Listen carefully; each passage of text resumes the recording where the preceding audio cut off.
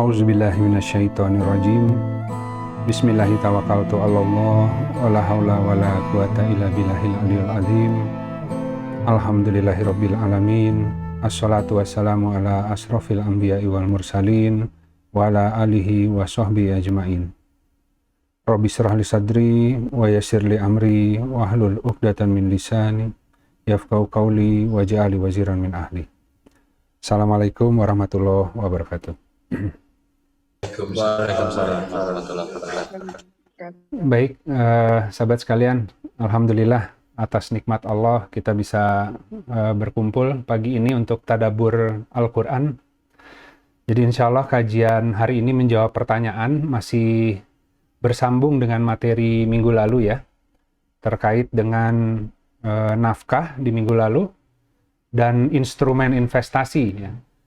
Banyak orang yang kemudian minggu lalu kita bahas, banyak orang yang sudah kebutuhan pokoknya kurang, penghasilannya terbatas, kemudian dia potong dari hartanya itu untuk melakukan investasi kemana-mana dengan harapan bisa menghasilkan dan menutup kekurangan tadi. Tapi Allah sudah menjelaskan di Al-Quran bahwa sebenarnya ada saluran untuk melipat gandakan harta di sisi Allah. Nah cuman memang ini harus dengan keimanan begitu ya. Nah sementara orang yang tidak memiliki keimanan ataupun kurang keimanan dan keyakinannya, dia akan lebih banyak mengandalkan logika semata. Demikian juga orang yang berlindung di balik harta simpanan, harta warisan dengan harapan bahwa itu bisa menjamin masa depan anaknya gitu.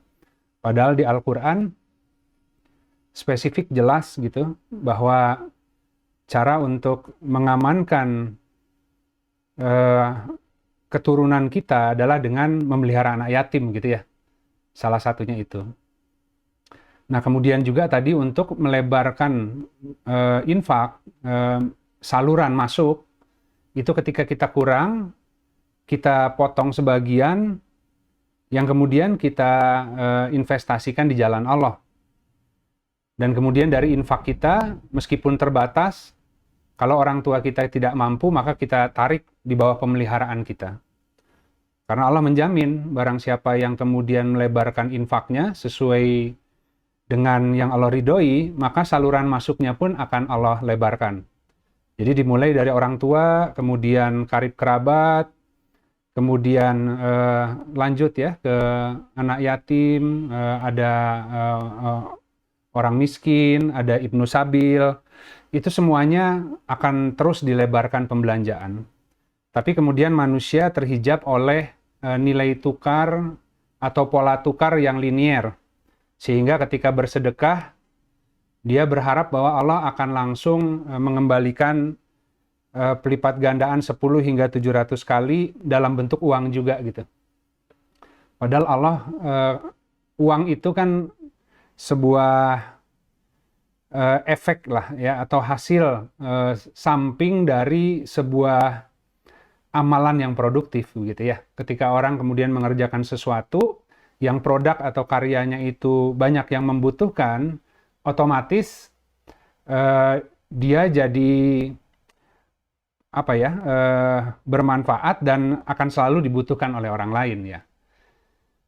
Nah, kira-kira seperti itu. Jadi kalau Allah kemudian melipat gandakan dengan kita bersedekah, secara real uangnya berkurang, tapi inspirasi, rizki yang tertinggi adalah tadi ya, bentuk hidayah, bentuk pengetahuan, bentuk inspirasi untuk bergerak, itu selalu Allah berikan, Allah perluas, dan kemudian Allah hadirkan dengan pengetahuan itu dia bisa melihat jalan yang Allah sediakan, kemudian juga bisa mengidentifikasi semua bagian dia yang terserak, karena Allah memberikan dia penglihatan ya dengan pengetahuan tadi.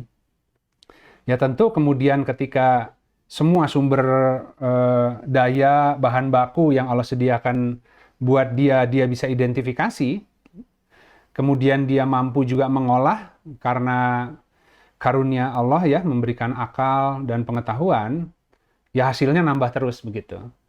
Jadi tidak linier, kita sedekah, pengen ganti mobil, sedekahin mobilnya, dapat mobil yang lebih bagus. Nggak seperti itu gitu kan.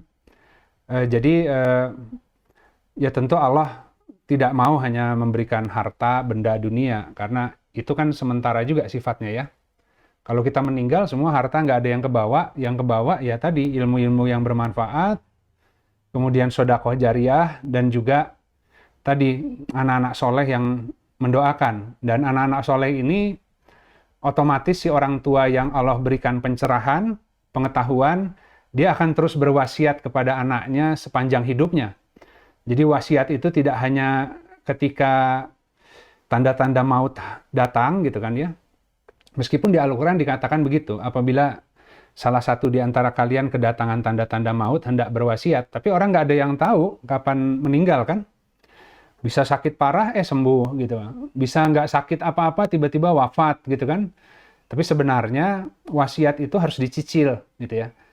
Jadi kalau seandainya dia tidak meninggalkan wasiat tertulis, anak-anaknya ditinggalkan pengetahuan, dia akan menyempurnakan nanti wasiat untuk orang tuanya, dikembalikan semua sesuai kitabullah, sehingga Allah menjadi ridho ya. Dan itu ada saham orang tuanya yang memberikan pengetahuan, memberikan contoh selama hidupnya, sehingga anak-anak pun tahu bagaimana kemudian memberi manfaat kepada orang tuanya yang sudah tidak ada gitu.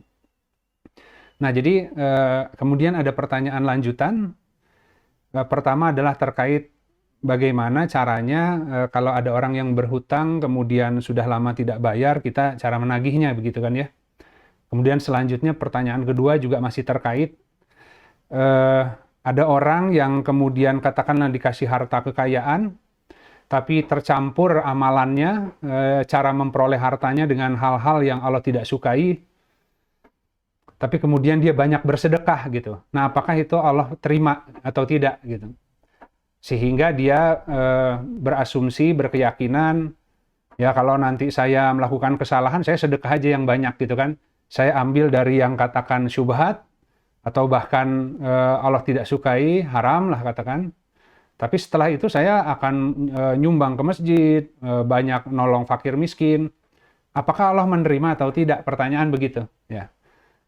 Nah, kita akan coba lihat tadabur sesuai dengan kitabullah seperti apa sebenarnya. Baik, sahabat-sahabat, kita akan mulai dari slide yang awal ya.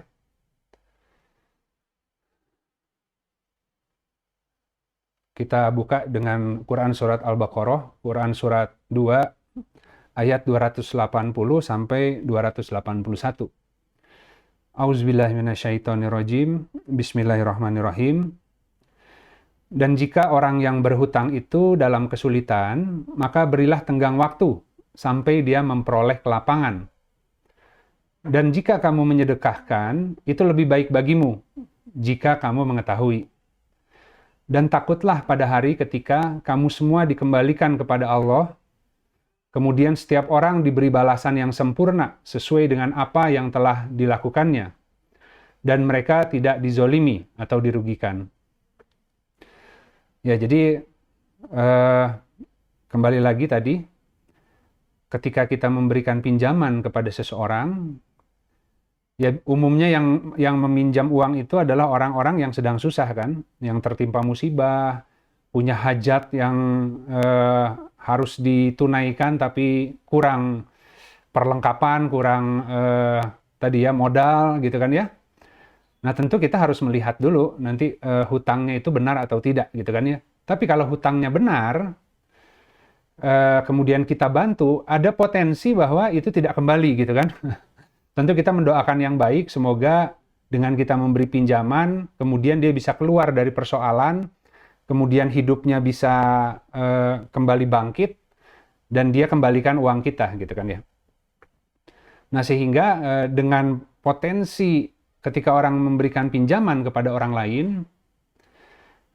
tidak kembali, nah orang banyak yang kemudian takut gitu ya, takut. Karena takut modalnya nggak kembali. Atau misalkan tadi sudah memberi pinjaman, tapi kemudian mundur, dia mulai ngitung kan, kalau seandainya saya taruh di bank, ada bunga deposito, tapi kalau minjemin ke orang, udah molor ya, janjinya cuma 3 bulan, udah 1 tahun belum dibayar. Wah, ini ada kerugian nih yang selama apa namanya tadi 9 bulannya gimana nih perhitungannya? Ya seharusnya ngasih lah, ada kelebihan gitu kan. Jadi orang masuk ke riba gitu karena dia komparasi dengan perbankan. Padahal spesifik ya, riba nasi'ah karena mundur, kemudian ada penambahan harga gitu kan ya, terkait hutang piutang itu tidak boleh. Itu yang riba paling mudah zaman jahiliyah. Tapi kemudian ya gitulah ya, manusia kan berbicara tentang potensi kalau uangnya ditaruh di tempat lain kan ada hasilnya gitu kan. Padahal belum tentu dia taruh di tempat lain juga bisa rugi. Kan seperti itu. Nah, kita akan lanjut dulu, nanti kita lihat ya bagaimana mengikat konstelasinya. Kemudian di dalam hadis riwayat Al-Bukhari, Allah Subhanahu wa Ta'ala merahmati seseorang yang memudahkan ketika menjual dan membeli, dan ketika menagih haknya dari orang lain. Sebenarnya ini sama dengan marah gitu ya. Kalau marah kan begitu. Kalau orang menyakiti kita, kita punya hak marah, dan kita diperbolehkan dalam Islam untuk membalas dengan kisos sesuai dengan tingkat kezoliman yang dia lakukan kepada kita. Tapi kalau kita kelewat batas sedikit saja, langsung dosa, gitu kan. Kemudian Allah menawarkan opsi yang lebih baik, tapi jika engkau memaafkan, maka itu lebih baik bagimu. Daripada ambil resiko, ya sudah maafkan saja gitu. Itu Allah yang akan langsung mengganjar. Dan jarang biasanya kalau orang disakiti dengan intensitas katakan 50%, kemudian dia membalas di bawah itu. Karena orang kalau disakiti inginnya membalasnya lebih gitu. Dan itu akan terus-menerus seperti itu gitu ya. Makanya mungkin kalau yang permainan tradisional Sunda itu paciwit-ciwit lutung apa ya namanya ya. Jadi anak-anak saling cubit gitu kan ya. Nanti kalau yang di atasnya keras gitu ya, nyubit dia, begitu tangannya di atas dia nyubitnya lebih keras lagi gitu. Jadi memang tendensi manusia itu akan terus membalas, ingin lebih menyakiti gitu ya, supaya puas hawa nafsunya. Tapi ketika salah satunya kemudian melunakkan, yang bawahnya jadi lunak semua gitu. Ya tentu ada filosofinya pasti ya di situ ya. Ada nilai-nilai keutamaan di dalam permainan tradisional Sunda itu yang tentu di Al-Quran lebih gamblang ya disampaikan. Jika engkau memaafkan itu lebih baik bagimu. Jika engkau menyedekahkan tadi itu lebih baik bagimu. Allah ngasih tawaran gitu kan. Nah, jadi kita lihat ini ketika seseorang kemudian menagih hutangnya kepada orang lain, menagih haknya pada orang lain ya, itu dia mudah gitu kan ya. Itu Allah merahmati, termasuk ketika menjual dan membeli. Minggu lalu kita sempat membahas ya terkait memudahkan dalam jual beli ya. Nah, kita lanjut di sini kita lihat nih. Minggu lalu juga kita bahas yang disebut qord itu dari kata kirod. Kirod itu memotong. Jadi kalau kita punya kue, satu bagian kita potong sedikit atau sebagiannya, itu disebut kirod, memotong ya. Memotong dari harta yang milik kita, sebagiannya kita potong untuk kemudian diinvestasikan di jalan Allah dalam bentuk memberikan qordul hasan gitu ya. Nah, yang tadi katakanlah yang sisa yang tidak dipotongnya itu kita belanjakan dalam nafkah yang baik. Dua-duanya punya potensi untuk melipat gandakan harta. Kalau katakan tadi infaknya 2/3, sepertiganya dipotong untuk investasi dalam bentuk qordul hasan, karena qordul hasan itu adalah mekanisme pelipat gandaan Allah. Ya. Nah, kalau manusia kan riba ya pelipat gandaannya ya melalui instrumen itu. Jadi sebenarnya salah satu akidah yang paling fatal di dalam mengambil riba karena Allah menawarkan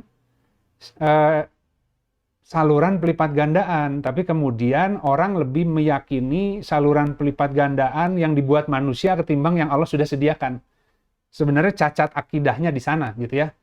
Sebelum kita membahas terlalu banyak urusan fikih dan kezolimannya. Ya Allah kan maha pencemburu, masa ya kamu susah? Nah, kamu harus melipat gandakan hartamu agar punya kecukupan, alokasi instrumennya. Tapi nggak ada satupun yang dipakai karena dia lebih mengandalkan yang ada di manusia begitu. Nah itu tentu Allah cemburu ya. Sebagai tadi ya, Rob yang kemudian menciptakan, membentuk rupa, memelihara kita, memberi rizki, ya jadi mendua lah hatinya gitu ya. Nah jadi kita lihat tadi, dua-duanya punya potensi. Kalau nafkah yang 2/3 tadi, cara melebarkannya ya tadi belanjakan juga ke orang tua, karib kerabat ya. Kalau seandainya dia lapang, kalau dia kurang, seminimalnya yang paling wajib adalah orang tuanya, kalau orang tuanya tidak mampu. Atau ke kerabatnya ya sekedarnya, tapi tetap gitu ya, dia potong dengan mengharap wajah Allah. Nah tapi yang 1/3 ini investasi ini sebenarnya. Jadi kirod, kalau dalam transaksi sosial disebutnya qard ya. Jadi kita nggak bicara qardul hasan dulu, karena kalau sampai dia ke qardul hasan, harus hanya kepada Allah. Jadi kalau misalnya kita memberikan pinjaman kepada orang lain, kita nggak bisa menyebutnya itu qardul hasan otomatis gitu ya. Tapi kalau kita meminjamkan kepada orang dengan menyertakan keihsanan bahwa Allah turut menyaksikan, ya, ikut senang kalau melihat kita berlaku baik kepada orang lain, dan kita mengharapkan bahwa tadi Allah ridho kepada kita, itu baru bisa masuk qardul hasan. Tapi kalau enggak, ya hanya qard aja gitu. Jadi kalau yang sosial tadi, ya, qard itu bisa ke sosial, ya, orang-orang yang susah, yang butuh pinjaman, umumnya sedang terkena musibah, ada hajat yang harus ditunaikan, dan lain sebagainya. Kemudian yang kedua, ada qard yang disebut komersial. Nah, sebenarnya tidak ada pinjaman usaha di Islam itu. Qard yang disebut komersial dalam Islam adalah mudharabah. Ya, kirot juga itu sama. Mudharabah artinya kita potong sebagian harta kita untuk mensupport sebuah usaha yang jalankan oleh teman atau saudara kita yang memang dia bidangnya di situ. Sehingga ketika kita memberikan modal bekerja sama dengan dia, usahanya bisa berkembang karena memang dia punya kompetensi dan orangnya amanah, dan itu bisa menciptakan nafkah yang banyak bagi orang lain karena itu akan memelihara kehidupan ya. Tambah lagi kalau orang yang mengelolanya soleh, usahanya maju, karyawannya pun akan tersolehkan juga gitu. Karena soleh tidaknya tergantung yang megang jadi pemimpinnya kan di sebuah organisasi. Nah, karena di situ akan ada nilai-nilai, akan ada aturan yang akan disesuaikan untuk mentransformasi akhlak manusia gitu kan. Tapi jarang kalau yang di lingkungan kerja hari ini ya profesional aja. Pokoknya dibayar segini ya harus segini gitu ya. Ada reward and punishment gitu kan. Belum tentu membuat orang kemudian mentransformasi dirinya dengan lebih baik. Jadi kalau sebuah organisasi kemudian tadi punya prinsip, punya tata nilai, katakanlah musyawarah, tabayun, terbuka, saling jujur, gitu kan ya. Bahwa orang salah itu wajar, asal tidak bohong, disampaikan saja untuk bahan evaluasi, sehingga makin lama organisasi itu akan semakin baik dan terbuka gitu ya.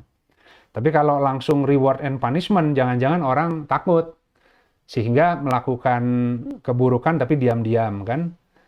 Nah, misalkan seperti itu. Jadi komersial itu tadi kita memotong sebagian dari harta kita untuk ditempatkan dalam usaha, ya yang di situ ada bagi hasilnya gitu.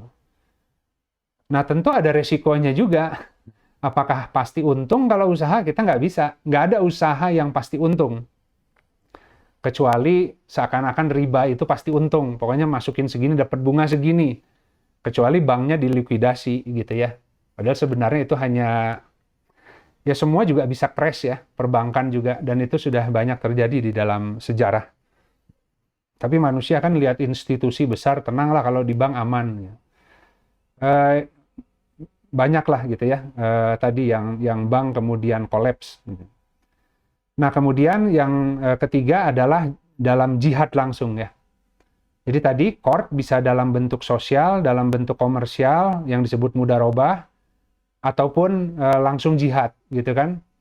Jihad di jalan Allah tadi kita kemudian memberikan pinjaman untuk tadi program-program yang terkait dengan dakwah gitu ya.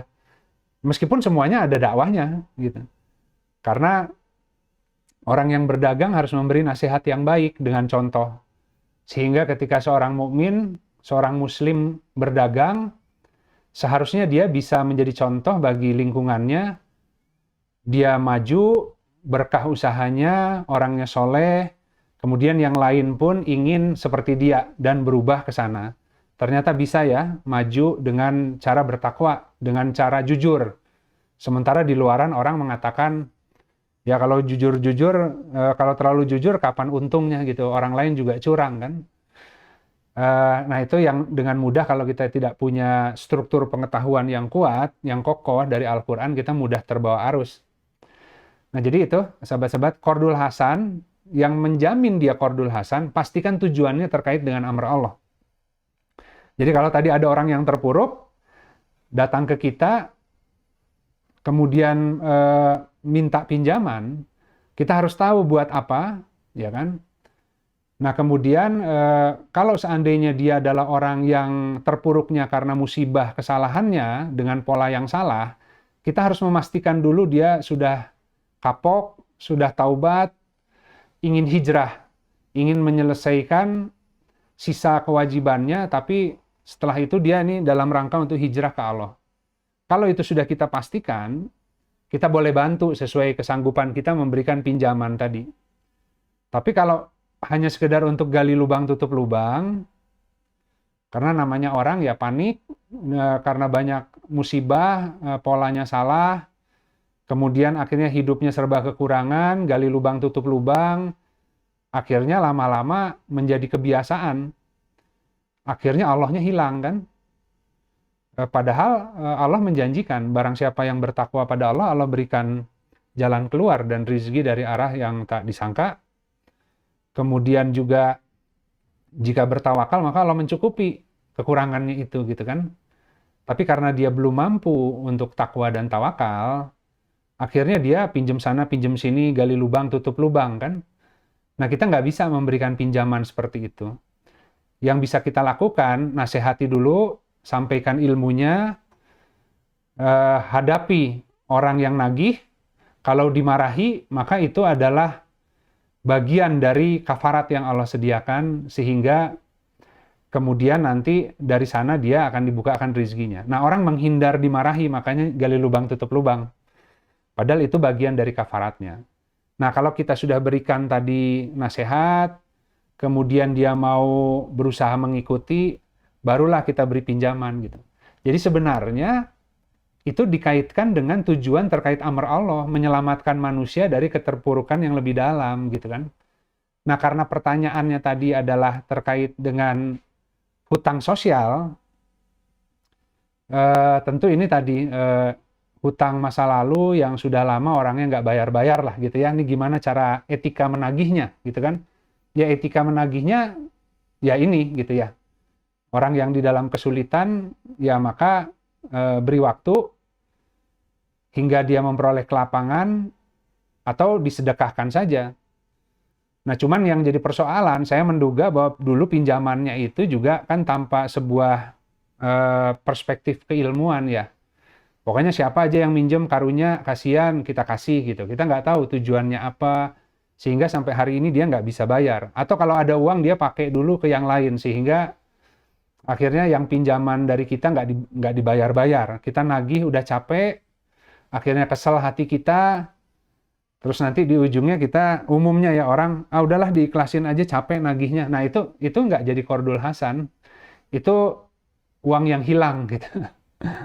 Tapi kalau mau jadi qardul hasan, ketika kita kesal dengan orang yang punya perilaku kabur lah dari kewajibannya, tapi kita lihat bahwa kita juga salah dulu memberi pinjaman tanpa ilmu, kemudian nggak ada akadnya lagi gitu ya, kita nggak punya akad, atau kalau akadnya sudah lewat pun kita tidak perpanjang, Karena kalau orang itu ada akad, kemudian jatuh temponya belum sampai, orang itu masih ada apa ya, komitmen ya di hatinya, wah nanti bulan depan harus bayar nih, gitu kan ya. Ada target lah gitu ya. Secara psikologis itu membantu orang untuk kemudian ingin menunaikan hutangnya. Tapi kalau sudah jatuh tempo, nggak diperbaiki akadnya, dibiarkan gantung, ya belum ditagih, nggak ditagih, ah udahlah, mudah-mudahan dia lupa, ah mudah-mudahan diikhlasin aja sama dia gitu kan ya. Dan dia mah kaya gitu kan ya. Sementara yang memberi pinjaman mungkin juga mikirnya banyak prasangka kan. Nah, dalam kondisi seperti itu, sudah susah nagihnya, kemudian orangnya pun tidak memahami tadi ya, bahayanya orang yang kalau dia punya uang, orang kaya yang menunda hutang itu adalah kezoliman. Ya, tapi kalau dia orang yang terus-menerus tertimpa musibah, ya gimana kita mau mengharapkan dia akan bayar ya? Karena dia sendiri juga ripuh hidupnya gitu kan. Nah, ketika kita bisa melihat dia dalam posisi seperti apa, daripada kita kesal-kesalan, datangi dia, dibebaskan aja, sampaikan aja, ya kamu dulu pernah hutang, dan saya tidak menuntut lah begitu ya, karena saya juga tahu kamu lagi susah, hidupnya lagi berjuang cari jalan keluar, ya saya mendoakan, tapi yang dari saya itu dianggap lunas saja gitu. Harus kita datangi, ya, karena kalau kita misalkan mengikhlaskannya jarak jauh tuh, hati kita yang belum tentu ikhlas. Tapi tadi udah orangnya kabur-kaburan, sekian bulan dicari-cari nggak ketemu, ditelepon nggak diangkat. Nah, ketika timbul kekesalan di hati kita, agar kita juga tidak malah menzolimi diri sendiri, mending cari orangnya, perbaiki silaturahmi, bebaskan hutangnya, setelah itu ya udah, hati-hati kalau ngasih pinjam ke dia atau nggak usah dipinjami lagi, kecuali dianya sudah dengan pola yang lebih benar lah begitu ya. Nah itu maksudnya. Jadi kalau kita menggugurkan hak kita itu langsung dari Allah. Tapi kalau tadi ikhlaskan aja karena capek nagihnya, jadi kita rugi 2 kali gitu. Nah gitu. Ini yang pertanyaan pertama. Jadi seperti itu. Nah ini untuk memperjelas sebenarnya tuntunan di dalam mengadakan transaksi hutang piutang cukup lengkap ya.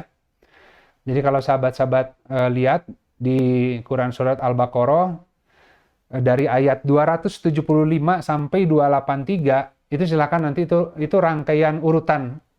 Dari mulai larangan riba dan perintah bertakwa, gitu kan. Tadi kan banyak ada instrumen investasi di sisi Allah yang disebut Qardul Hasan, tapi kemudian kita nggak mau gitu kan, karena kita lebih enak pokoknya jangan hilang, kita taruh di sebuah instrumen investasi manusia, kita dapat bunganya saja misalnya. Sementara Allah memerintahkan kita untuk bertakwa, dan bertakwa itu kan Allah berikan jalan keluar dan rizki yang tak terduga. Tapi kalau tadi ditaruh di instrumen manusia, itu seakan-akan sudah nego, ada yield tertentu yang fix gitu. Nah, itu yang pertama. Yang kedua adalah ada perintah memberi tangguh tadi dan atau menyedekahkan bagi orang yang kesulitan. Yang ketiga adalah menyempurnakan akad-akad hutang dengan persaksian, baik melalui pencatatan ataupun pengadaan barang jaminan. Jadi di Islam, ketika orang berhutang, kita catat gitu ya, hutangnya, hadir saksi, dan itu supaya tadi sebenarnya itu adalah bentuk takwa agar Allah bantu membayar hutang, mencatat itu ya, membayar hutang gitu ya. Nah, kita harus melaksanakan itu, dan juga ketika orang wafat meninggalkan hutang, itu orang lain tahu dan bisa membebaskan. Yang jadi repot kan ada hutang tapi keluarga tidak tahu, sehingga tidak bisa minta dihalalkan lah begitu ya. Jadi nggak harus dibayar, tapi seminimalnya kita bisa meminta dihalalkan gitu kan ya. Nah banyak kegunaannya, tapi yang paling utama adalah bentuk ketakwaan kepada Allah. Ketika kita mencatatkan, tidak mengurangi, besar dan kecil, tidak lelah mencatatkannya. Jalan usaha untuk bayar hutangnya terbatas, tapi seminimalnya kita coba taat dengan mencatat rapi saja, Allah itu sudah mengganjar gitu ya. Nah di sana Allah akan memberikan bantuan ya dengan 2 orang malaikat yang akan mengiringinya, membantunya hingga dia bisa melunasi hutangnya. Tapi kalau nggak ada pencatatan atau tadi katakan sudah jatuh tempo, tidak diperpanjang, orang akhirnya menggampangkan. Jadi nggak jelas ini tuh sebenarnya niat bayar atau enggak, karena satu dia belum bisa bayar, kedua nggak ditagih-tagih, jadi tengah-tengah gitu ya, nggak punya azam, nggak punya tekad ingin menyelesaikan hutang. Nah itu masuk kategori orang yang kemudian tidak mau membayar hutang, sehingga malaikatnya itu justru diutusnya untuk menghancurkan hartanya yang tersisa, yang lainnya gitu. Jadi hadisnya kurang lebih seperti itu. Baik, kita lanjut dulu. Nah, yang selanjutnya di Quran Surat Al-Baqarah, ayat 272.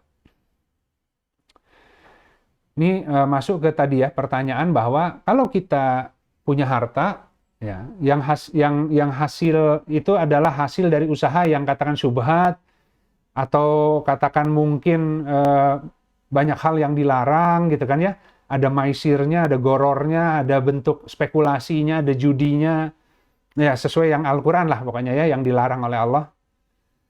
Tapi kalau saya dapat ya, termasuk tadi korupsi, KKN dan sebagainya gitu ya, menyalahgunakan jabatan. Dia menyatakan bahwa toh kalau saya dapat keuntungan, saya jadi punya kemampuan berinfak yang besar gitu kan ya. Nah, ini ayat ini akan menjawab itu gitu.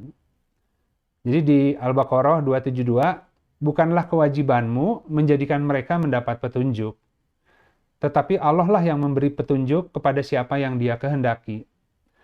Apapun harta yang kamu infakkan, maka untuk dirimu sendiri. Dan janganlah kamu berinfak melainkan karena mencari ridha Allah. Dan apapun harta yang kamu infakkan, niscaya kamu akan diberi ya pahala secara penuh dan kamu tidak akan dizolimi atau dirugikan. Jadi kita lihat di sini min khair ya, dari yang baik-baik. Jadi sebenarnya Allah itu nggak butuh harta kita. Allah kun fayakun. Kalau ada orang susah, ada urusan yang katakan itu urusan yang terkait dengan hal yang harus terjadi, itu pasti terjadi gitu. Ya, mau dari kita, mau Allah gerakkan hati orang lain, atau nanti Allah akan beri rizki dari yang tak terduga lah, katakan ya. Jadi urusan Allah itu kalau Allah menghendaki pasti terjadi, gitu. Jadi kalau tadi kita katakan berinfak dari harta kita ngambil dari hasil yang katakan kurang baik, dan kita berinfak ini untuk menolong agama, Allah tuh nggak perlu itu. Gitu. Justru sebenarnya kalau kamu infak itu buat kamu, sedekah itu buat dirimu sendiri.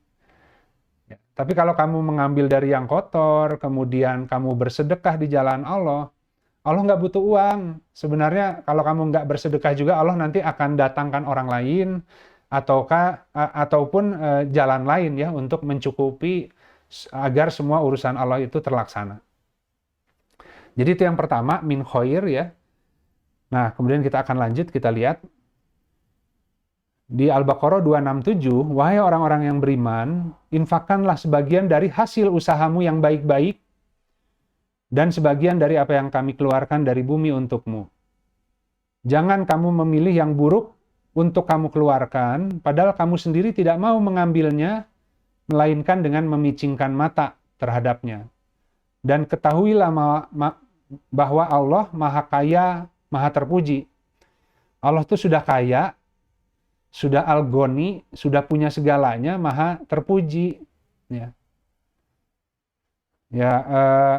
Sementara kita mau memberikan kepada Allah hasil usaha kita yang dari hasil yang buruk, ya sudah Allahnya kaya, kalau Allah mau sendiri juga bisa. Ya, kemudian Allahnya juga ya tadi ya, Maha Terpuji, kita memberikan sesuatu yang hina gitu kan. Sama dengan orang sholat, yang sholatnya itu kemudian lalai, sehingga yang dikirimkan ke Allah itu seperti kain pel gitu ya. Disuruh ditamparkan lagi, dilempar lagi ke wajahnya gitu kan, amalan itu gitu. Allah itu Maha Terpuji. Jadi kalau orang sholat kan dia datang itu dengan sebuah kehambaan ya, datang kepada Allah untuk menundukkan diri, untuk memuji Allah ya, untuk bersyukur atas semua nikmatnya. Kita kemudian menegakkan sholat untuk bermunajat kepada Rob kita gitu. Tapi kalau hanya sekedar standar, Allah juga nggak butuh yang begitu, cuman setoran absen tapi hatinya nggak ada gitu ya. Ya meskipun tentu proses ya, tapi tentu secara bertahap harus terus diperbaiki kualitasnya. Nah ini juga sama. Nah kita lihat di sini bahwa yang disebut sumber infak dari ayat ini ada dua. Pertama adalah hasil usaha yang baik, kedua adalah hasil kebun atau disebut buah-buahan. Makanya yang kami keluarkan dari bumi untukmu, ya ini kan hasil kebun. Jadi ada bentuk buah-buahan, tanam-tanaman, ya. Nah, ini bisa dikatakan fadilah karunia di dalam diri seseorang.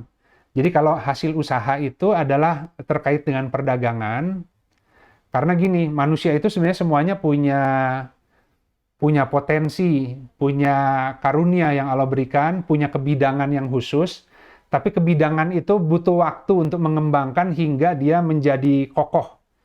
Ya, itulah orang yang kemudian Allah tunjukkan tempat mukimnya, habitatnya, dan juga tadi harta simpanannya gitu. Jadi orang yang menemukan bidang dirinya yang berkarya sesuai dengan khazanah harta karun yang telah Allah taruh di dalam diri setiap orang, dan itu berbeda-beda. Nah, itu yang disebut hasil kebun buah-buahan. Nah, kalau itu terbuka, hasilnya itu sustainable, berkelanjutan, tidak akan putus. Ya. Tapi itu butuh proses pemetaan yang panjang, dan skill itu dibangun seiring dengan waktu. Kalau ketemu bidangnya, kalau konsisten di situ. Kalau sudah ketemu bidangnya, kemudian di situ dia mulai membangun diri, kemudian lihat rumput orang lain lebih hijau, pindah dia meninggalkan yang fitrahnya, karena akhirnya dia akan mencari bentuk profesi pekerjaan yang paling menghasilkan uang gitu. Dan meninggalkan yang sesuai dengan yang ada di dalam dirinya khazanahnya. Itu sifatnya tidak berkelanjutan kalau seperti itu. Yang ada akan susah payah rizkinya, karena rizki pasangannya nggak ada di situ gitu. Ya mungkin kalau di sana jadi rizki nyangkul ya. Dia harus ikut-ikutan, harus kerja mati-matian baru dapat gitu. Tapi kalau orang ada di habitatnya, dia akan dengan mudah karena dia akan bertasbih sesuai dengan pola tasbih yang Allah sediakan bagi dia. Nah, tapi sebelum sampai ke sana, itu adalah sebuah kebidangan yang kita identifikasi dan kita sempurnakan seiring jalan dengan beramal soleh. Gitu. Jadi kalau orang punya sebuah kebidangan, tapi hitung-hitungan biasanya nggak berkembang. Tapi kalau orang punya kepandaian kebidangan di bidang tertentu, mungkin dia pakai itu untuk kasab, tapi juga banyak kasus-kasus yang kemudian gratisan lah begitu ya, orang minta tolong dan dia menolong dengan senang hati selama itu dia mampu ya. Waktunya ada, ya, kemampuannya ada. Nah, kadang-kadang dia malah belajar karena lebih banyak mengambil kasus karena tadi tidak semuanya itu hitungan ya. Justru dengan beramal itu dia lebih cepat terasah gitu. Nah, kira-kira seperti itu, sahabat-sahabat. Nah, sebelum itu terbangun kebidangannya, kemudian bisa membuka si mata air rizki yang Allah sediakan langit buminya, diperbolehkan untuk berdagang. Tapi juga hasil usaha yang baik itu sifatnya dekat dan sementara. Karena yang namanya bisnis, kalau misalkan kita dagang, tidak ada yang bisa menjamin bisnis itu akan terus bisa berlangsung. Beda dengan kalau keterampilan. Ya, apalagi kalau keterampilannya itu dibutuhkan orang menjadi fardu kifayah sampai usia tua, sampai di ujung itu masih banyak orang yang membutuhkan ilmunya, pengalamannya, pengetahuannya. Tapi kalau dagang itu kadang-kadang ada tren-trenan ya. Belum lagi tadi ketika kompetitor sudah banyak gitu kan ya. Akhirnya semua berdagang produk yang sama, kemudian price war, kita akan banyak kena gitu. Tapi untuk sampai skill kita terbangun, maka ada usaha-usaha yang bisa kita lakukan. Nah, ketentuannya sebenarnya usaha yang mabrur. Jadi disebut kasab yang afdol, ya. itu adalah seorang laki-laki yang tadi bekerja dengan kedua tangannya atau tadi jual beli yang mabrur gitu. Nah, itu panjang tuh jelasin di sana gitu. Jadi dengan jual beli itu kemudian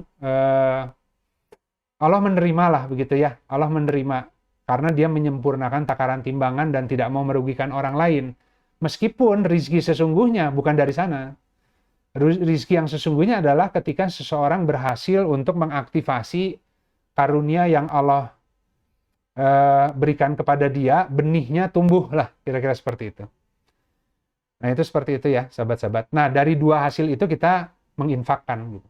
Tapi kalau dari hasil korupsi, dari hasil usaha yang tidak baik, dari hasil usaha yang tidak mabrur, hanya muter-muterin uang dengan spekulasi, meskipun untung,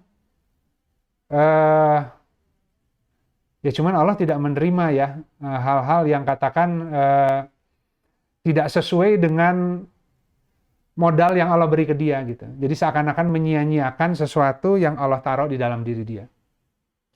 Sama dengan kalau sekarang mungkin orang lagi dalam kondisi susah, peluang yang paling mudah jadi apa namanya ojek online lah gitu ya. Mau dia jadi Grab, dia atau Gojek gitu ya.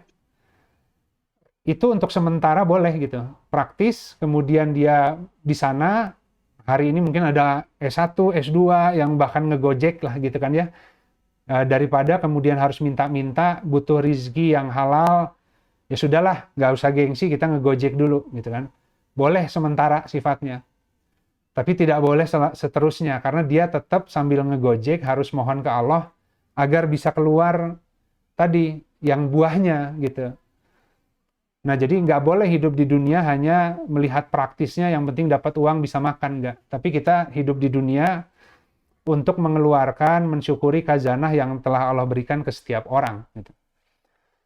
Nah kita lanjut ya sahabat-sahabat. Nah ini di dalam hadis riwayat Imam Tirmizi, tidak akan bergeser dua telapak kaki seorang hamba pada hari kiamat sampai dia ditanya atau diminta pertanggungjawaban tentang umurnya.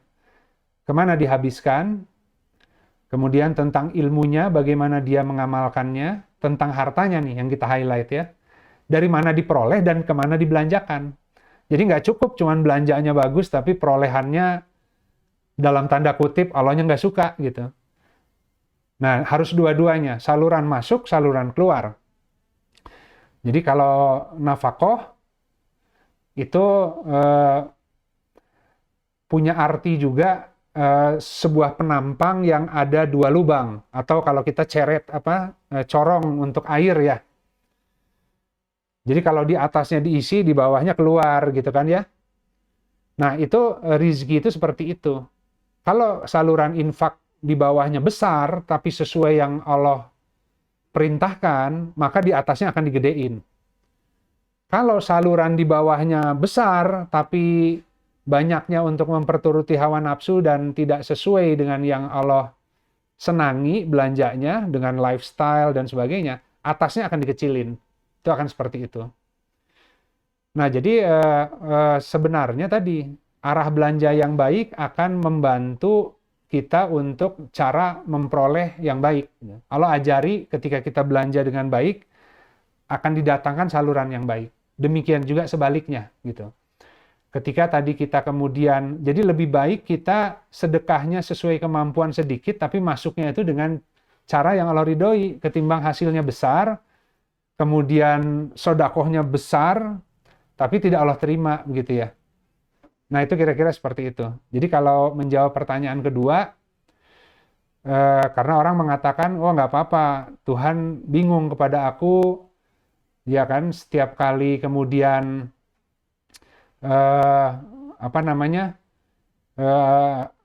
ya akan datang musibah lah gitu ya. Aku cepat-cepat sedekah. Tuhan juga nggak bisa dipermainkan seperti itu, Allah kan. Allah tahu, Allah tuh akan memperbaiki seseorang. Kalau Allah menghendaki kebaikan, Allah akan memperbaikinya tuntas gitu ya. Dan rata-rata manusia kan gitu. Ketika susah, soleh, ketika dikasih lapang sedikit, melenceng lagi. Nah, kadang-kadang kita sudah merasa soleh, hari ini kok belum dilapang-lapangkan juga. Karena Allah tahu sebenarnya belum gitu. Cuman hari ini terikat oleh kadar lahiriah. Tapi kalau dikasih gede sedikit, itu akan melenceng lagi. Nah, kita perbaiki, mohon ke Allah agar terus diperbaiki kondisi hatinya, agar kemudian salurannya Allah akan lebarkan secara bertahap. Nah, jadi tadi Allah hanya menerima yang baik-baik, rezeki Allah yang kasih dengan cara kita bertakwa. Dan yang disebut takwa itu adalah meminta kepada Allah dengan baik melalui sarana atau pintu-pintu sebab. Jadi kalau seandainya kita diberi sebuah kebisaan dalam bidang tertentu, maka kita menempuh jalan itu, tapi tidak mengandalkan jalan itu. Itu adalah sarana meminta kepada Allahnya. Yang lebih utama adalah kita berusaha melalui kebidangan yang kita mampu itu sebagai bentuk munajat ke Allah untuk dibukakan rezekinya. Tapi kebanyakan orang masuk ke jalan usaha, kemudian lebih mengandalkan usahanya ketimbang tadi Allahnya. Padahal sebenarnya dia kerja keras pun yang megang rezekinya ya ada di Allah. Ya. Kalau Allahnya senang, bekerjanya tidak harus mati-matian, rezekinya dibuka. Karena secara adab, secara akidah, ya itu hak Allah untuk memberikan rezeki kepada yang dia kehendaki ya. Nah itu seperti itu sahabat-sahabat. Jadi ini sedikit aja. Jadi tadi untuk memperkuat di Quran Surat Fatir ayat 15, wahai manusia kamu yang memerlukan Allah. Ya, kamu yang fukoro, kamu yang fakir. Sementara Allah itu al-Ghani gitu ya. Huwal Ghani, al-Hamid. Allah itu kaya dan maha terpuji. Jadi kan lucu, orang itu kemudian merasa berjasa dengan memberikan infak yang besar, diperoleh dari hasil yang salah. Karena sebenarnya Allah sudah menjawab, Allah itu nggak kaya. Kalaupun Allah ada urusan Allah yang seakan-akan tidak kurang pembiayaannya, itu karena Allah memberikan peluang biar yang lain bisa ikut saham kebaikan. Biar nanti Allah lipat gandakan tuh buat dia, gitu kan ya. Tapi kalau diselesaikannya dengan katakan ini kan misi untuk dakwah bangun agama, nggak apa-apa kita ambil dari mana-mana pun meskipun itu kurang baik, yang penting kita salurannya untuk membangun agama. Allah tuh nggak perlu, Allah terlalu maha terpuji gitu ya untuk diperlakukan secara hina, kita mempersembahkan sesuatu yang buruk. Nah terakhir di riwayat Muslim ini juga untuk memperkuat tadi, dari Abu Hurairah radhiyallahu an, dia berkata, Rasulullah Shallallahu alaihi wasallam bersabda, sesungguhnya Allah Ta'ala itu baik, tidak menerima kecuali yang baik.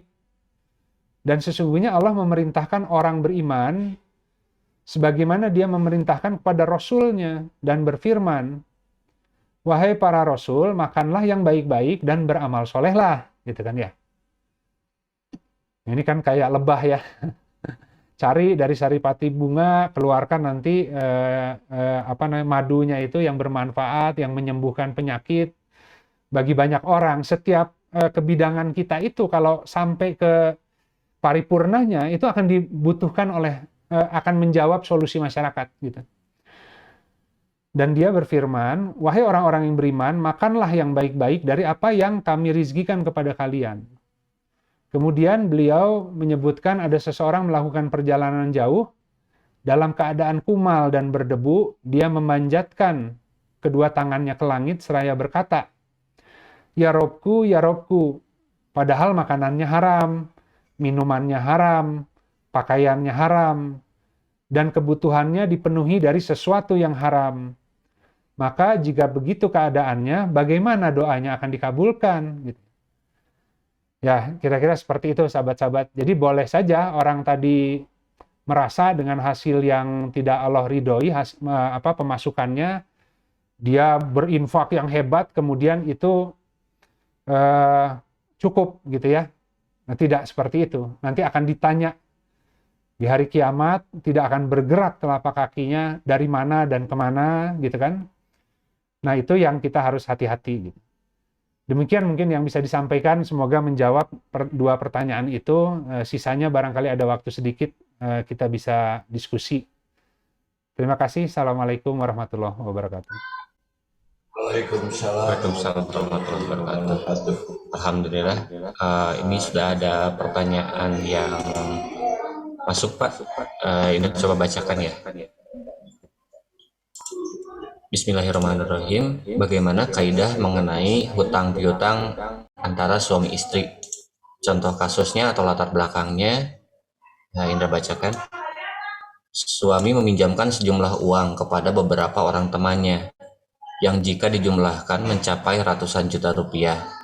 Pinjaman tersebut sudah beberapa tahun belum dikembalikan. Saat ini suami sedang dalam kesulitan keuangan. Sebagai istri, saya mencoba memberi masukan kepada suami untuk menanyakan mengenai uang yang dipinjamkan kepada temannya. Menagih kepada temannya tentu dalam bahasa yang baik. Tetapi suami saya memiliki keyakinan bahwa jika memang sudah saatnya dikembalikan, tidak diminta atau ditanyakan pun, maka akan kembali. Dan bahkan jika perlu dibiarkan supaya menjadi sedekah. Akan tetapi karena suami sedang kesulitan keuangan, sehingga jika ada uangnya yang dipakai oleh istrinya, suami selalu menagih kepada istrinya. Padahal uang tersebut digunakan untuk biaya sehari-hari kehidupan di keluarga. Menelaah keadaan tersebut, bagaimana seharusnya sikap suami kepada istri, juga istri terhadap suami, khusus dalam hal utang piutang suami istri. Apakah bisa dikatakan istri berhutang kepada suami jika istri meminta uang suami untuk membeli beras yang kemudian diolah dan dimakan oleh suami, istri, dan anak-anak? Kurang lebih gitu. Ya, baik sahabat-sahabat. Ya, memang ilmu infak dalam rumah tangga ini pabelitnya. Pusing kita. Kemudian suami istri saling hitungan begitu ya. Tapi dari pertanyaan ini tentu yang bertanya sang istri ya. Jadi kesimpulan saya suaminya kurang ilmu, kurang pengetahuan. Ya, kemudian dia meminjam uang kepada istri untuk dipinjamkan lagi kepada orang gitu ya. Nggak punya uang kok ngasih pinjaman dengan minjam uang orang lain gitu. Itu yang pertama gitu. Nah, saya nggak bisa menjawab dengan detail, saya nggak tahu kasusnya kenapa dia meminjamkan, tapi kan seharusnya dia hanya tinggal mengatakan bahwa saya nggak bisa meminjamkan gitu ya. Kecuali mungkin mengharapkan ada keuntungan barangkali ya. Jadi still yakin uang istri dipinjam dulu, ini kita puter-puterin ya dengan memberi pinjaman kepada orang lain, nanti ada hasilnya nih gitu. Nah, bisa jadi saya salah ya. Tapi apapun itu, suami tidak punya uang, ya sampaikan nggak punya uang gitu kan. Jadi kalau minjem uang istri ya jangan buat untuk urusan itu gitu. Boleh suami minjem uang istri. Kalau suami sih minjem ke istri, ya kalau lagi butuh apa-apa, nanti istrinya bilang, oh kalau untuk kayak gitu mah nggak usah minjem, itu kita bareng kok, ambil aja gitu. Wah itu lebih soleh ya istrinya ya. Nah tapi istri juga ngerti lah, punya ilmu, mana yang kemudian kadang-kadang gitu, karena ada hadisnya kan, kalau dari istri itu ada zakat yang paling utama ke suami malah katanya, gitu ya. Ada hadisnya seperti itu. Kalau suami nggak boleh berzakat ke istri, karena kotoran masuk ke dirinya. Karena kalau istri itu dia punya harta, ya hartanya itu sebenarnya miliknya dia, gitu. Tapi kalau kemudian dia ngerti keutamaan seorang istri di dalam rumah tangga, maka dari sisi penghasilannya itu, kalau suaminya katakan hari ini belum mampu, istrinya tidak ada masalah untuk mengcover biaya rumah tangga kan. Ya itu seperti Siti Khadijah nanti gitu. Jadi Siti Khadijah adalah istri Rasulullah yang habis hartanya untuk mendukung dakwah Rasulullah Shallallahu Alaihi Wasallam. Jadi dua orang yang kemudian habis hartanya itu untuk mendukung dakwah di awal-awal adalah Siti Khadijah dan Abu Bakar gitu ya. Nah makanya mereka punya kedudukan yang sangat spesial gitu. Jadi karena Islam di awal-awal kan belum banyak orang ya. Kalau di ujung-ujung nggak usah minta ya, tinggal bilang aja Rasulullah, aduh nih Islam butuh ini, oh sahabat yang kaya ngasih semua gitu kan. Nah sama kalau istri kan ketika kalau dia untuk menghantarkan suaminya menjadi imam yang baik, kebuka bidang dirinya, maka istri pun akan dengan sukacita memberikan hartanya menjadi bagian dari nafkah untuk mempersiapkan suaminya mengambil posisi menjadi imam dan tadi ya terbuka ke bidangan khazanahnya gitu. Ya tentu nanti suaminya akan punya hasil yang banyak kalau sampai ke sana kan ya. Nah, tapi kalau kemudian suaminya males-malesan, keenakan dibiayai istri, ya itu lain lagi. Jadi ini memang persoalan yang mungkin nggak bisa dijawab, harus ada materi khusus begitu. Tapi tadi karena pertanyaan adalah dari istri, pertama kesimpulannya adalah suaminya kurang ilmu. Ya. Nah, yang harus dia lakukan memang menegakkan akadnya dengan orang yang berhutang tadi, agar kemudian teruslah ditagih dengan baik gitu kan ya. Dan juga dia harus nggak boleh defensif ke istrinya. Dia harus memperoleh ridho istrinya juga karena sebenarnya sudah mengambil hartanya dengan cara yang tidak baik ya. Hartanya istri diambil, dipinjam, kemudian dipinjamkan lagi ke orang lain gitu. Nah, jadi seperti itu. Nah, tapi kalau dari sisi istrinya sendiri, ya seperti itu tadi ya. Bagaimana caranya untuk menyampaikan pemahaman dengan cara yang baik. Nah, cuman kan setiap suami nggak sama ya, berbeda-beda. Nah, tadi ada suami yang udah minjem uang istri, kemudian ketika kita tadi semakin lama kan makin terpuruk suaminya. Itu udah jelas karena ada musibah-musibah yang hadir karena polanya yang salah, bahkan juga berlaku kurang baik kepada istrinya. Gitu. Nah, cuman posisi istri ini memang sulit. Dia nyampaikan dengan baik supaya suaminya bisa keluar dari persoalan itu. Nah, bisa jadi suaminya defensif, merasa kamu mah so tahu, ngasih tahu ke saya udah bener kok pemahaman saya begitu kan ya. Nah, kalau seperti itu menghadapi suami yang sulit, maka selanjutnya adalah gugatnya ke Allah ya, sesuai dengan Al-Qur'an. Allah kan di Al-Mujadilah gitu. Allah mendengar gugatan seorang istri tentang suaminya gitu. Mohon ke Allah agar Allah memperbaiki sang suami, memberi hidayah dan pemahaman agar polanya yang salah bisa berubah. Nah, jadi kurang lebih seperti itu, Ndra, yang bisa saya jawab ya. Alhamdulillah. Ya memang dalam kasus-kasus ada juga kesungkanan dalam komunikasi ya untuk kasus seperti itu tuh. Jadi mah pinjam dulu ya gitu kan. Bisa seperti itu gitu. Baik. Alhamdulillah. Ada pertanyaan juga yang masuk Pak. Indra bacakan ya. Sebentar tadi urutannya. Oh ya. Baik. Bismillahirrahmanirrahim. Kalau mendengar paparan barusan tentang harta, sumber dan kemana membelanjakannya, artinya apakah wajib bagi seorang istri setiap mendapat uang dari suami? Namun tidak sedikit juga suami yang tidak mau diketahui dari mana sumbernya, bahkan khawatir tersinggung bagaimana jika demikian. Maksudnya apakah wajib bagi istri untuk tahu dari mana sumber uangnya suami gitu Pak? Atau kemana penyalurannya?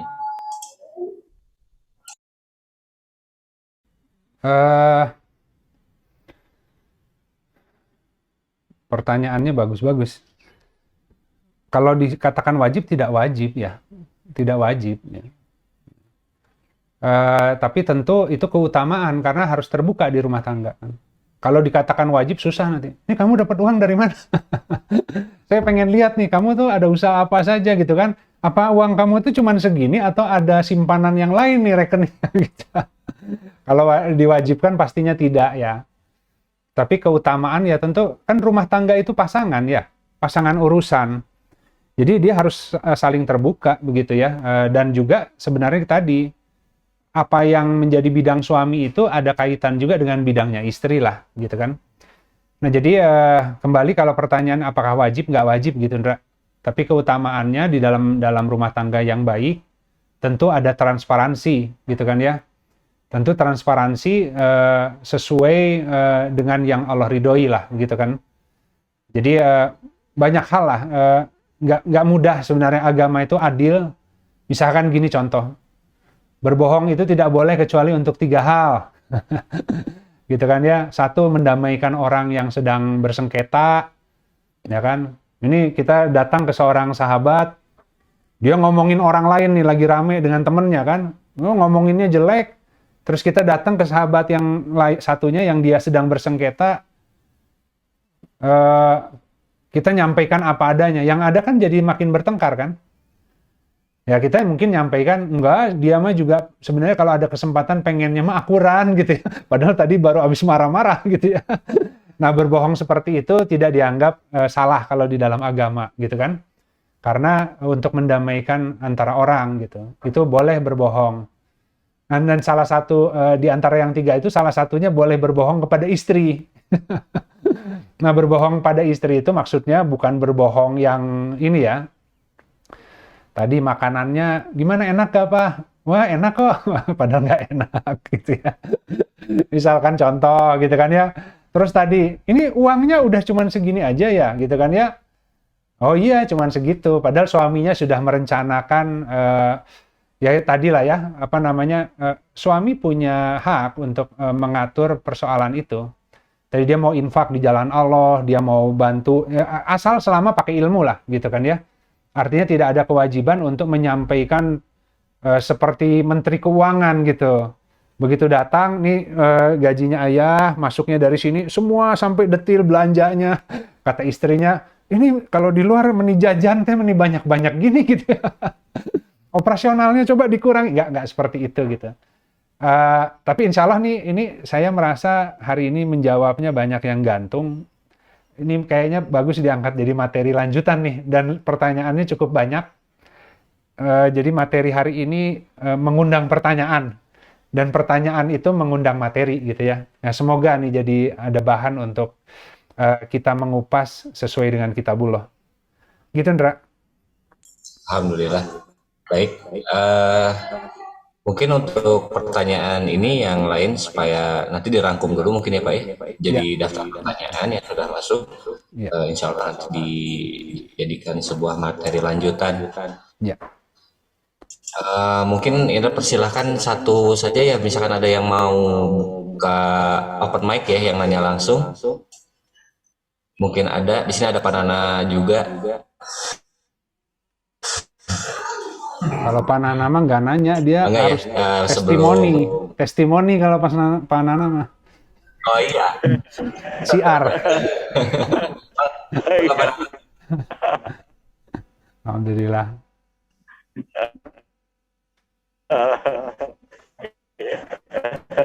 Alhamdulillah. Lagi naik kereta. Oh, mohon. Wilujeng Pak, semoga lancar di perjalanan. Iya. Iya, baik. Ya, mungkin Iya. ya untuk sesi hari ini mungkin kita sudahi dulu Pak. Baik, alhamdulillah. Kalau kita sambung di Rabu depan. Buat sahabat-sahabat ya yang misalkan nanti ada pertanyaan lanjutan ya, dari apa yang sedang dibahas ataupun mungkin ada yang sudah nonton di YouTube lalu terpikir sebuah pertanyaan, maka silahkan untuk menghubungi Indra atau Novi untuk di list pertanyaannya. Juga bagi sahabat-sahabat yang berkelapangan untuk membuka kamera untuk sesi dokumentasi, maka dipersilahkan sambil nanti Pak Yudi tutup ya. Baik, alhamdulillah sahabat sekalian, terima kasih atas partisipasinya siang ini. Ya semoga cukup lelah membuka persoalan hutang piutang sedekah tadi, karena persoalannya cukup masif dan saya yakin pasti mengundang banyak pertanyaan. Tapi kita bahas dulu secara kaidah, nanti kita akan bisa menurunkan ke dalam kasus per kasus ya. Jadi kasusnya tuh akan banyak sekali. Misalkan tadi antara suami istri harusnya seperti apa sih? Ya kalau suami minjem uang istri, istri minjem uang suami, mana yang disebut harta bersama? Yang Allah kehendaki itu seperti apa sih? Pola belanja dalam rumah tangga, gitu kan? Apakah semuanya harus dicampur dan menjadi milik bersama? Atau adakah hak wanita, hak laki-laki? Seperti apa yang adilnya, gitu kan? Nah tentu ini menarik dan kita harus kupas tuntas gitu. Nah semoga dengan materi hari ini dimulai dari hutang piutang, baik ke pihak eksternal maupun yang di internal, ini mengundang banyak penasaran dan pertanyaan. Dan menjadi sedekah karena saya jadi punya fokus dan konsentrasi untuk berusaha menjawab sesuai dengan apa yang Allah ajarkan melalui kitabullah ya, dan hadis. Ya mungkin itu sahabat-sahabat, mohon maaf jika hal-hal seperti ini akan berujung nanti ke masalah investasi, ngelola keuangan rumah tangga, kepada tadi ya hal-hal yang riba, atau tadi penghasilannya cuman kurang tapi juga melebarkan infak ke orang tua, gimana nih Allah akan mengembalikannya gitu kan. Sementara janji Allah itu banyak tuh pintu-pintu untuk pelipat gandaan harta tanpa harus kemudian beresiko dengan hal-hal yang mengundang musibah. Jadi kalau kita orang beriman, lebih-lebih lagi repot gitu. Karena gini, ketika seseorang mengambil pola yang salah dan dia dalam keadaan beriman, itu Allah langsung bersihkan. Itu yang jadi problem. Gitu kan ya. Akhirnya kita tuh jadi putus asa, kenapa kok kita hidupnya susah-susah banget. Padahal kita orang yang beriman, kita sudah ngaji, kita sholat, tapi kok musibahnya semakin banyak? Karena Allah makin sayang, makin jaga. Sementara kita lihat orang lain mengambil dengan pola gitu boleh, bisa jadi Allah itu membiarkan. Ya kan? Jadinya istidraj. Dia akan terus seakan-akan itu benar. Ketika hartanya bertambah, dia mengatakan bahwa, "Oh, Tuhanku memuliakanku." Gitu kan ya? Ketika dia diuji dengan kesulitan, dia mengatakan, "Oh, Tuhanku menghinakanku." Padahal ayat selanjutnya tidak demikian. Sesungguhnya mereka tidak memelihara anak yatim. Gitu. Jadi bukan masalah ada harta atau tidak ada mulia itu. Tapi kembali kalau kita melihat orang mengambil pola yang salah tapi sukses, maju, makmur hidupnya, jangan cepet-cepet kemudian kita matanya itu kagum. Karena bisa jadi itu Allah sedang mengumpulkan sesuatu untuk musibah yang sangat besar di ujungnya. Baik dia ketika sudah meninggalnya atau di hari tuanya habis semua. Ada persengketaan rumah tangga, anak-anaknya semuanya rebutan harta. Kita hanya bisa melihat kebaikan itu di format akhir, husnul khotimahnya. Jadi semoga kita tidak putus harapan kepada Allah. Orang-orang yang hari ini sedang bertaubat menuju Allah tapi bolak-balik ditimpa oleh kesulitan, itu karena Allah justru menyelamatkan kita. Nah insya Allah pelan-pelan kita akan kupas ya sahabat-sahabat.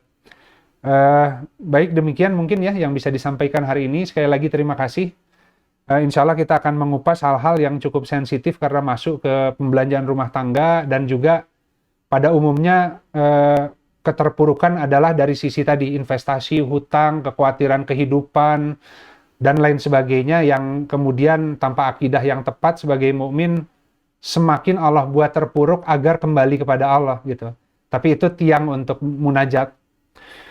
Baik yang hak dari Allah, yang batil dari diri saya pribadi atas hal-hal yang mungkin kurang tepat atau penjelasan-penjelasan yang mungkin tadi menggantung. Semoga Allah karuniakan kemampuan untuk bisa menjawab agar kita punya panduan yang sesuai ya, yang Allah maksudkan gitu ya, untuk bisa keluar dengan takwa kepada Allah dan bertawakal kepada Allah. Kita sama-sama akhiri dengan beristighfar pada Allah dan kita tutup dengan doa kafaratul majlis. Astagfirullahaladzim, alladzi la ilaha illa huwal hayyul qayyum wa atubu ilaik. Subhanakallahumma wa bihamdika asyhadu alla ilaha illa anta astaghfiruka wa atubu ilaik. Subhana rabbika rabbil izzati amma yasifun wa salamun alal mursalin walhamdulillahi rabbil alamin. Wassalamualaikum warahmatullahi wabarakatuh. Waalaikumsalam.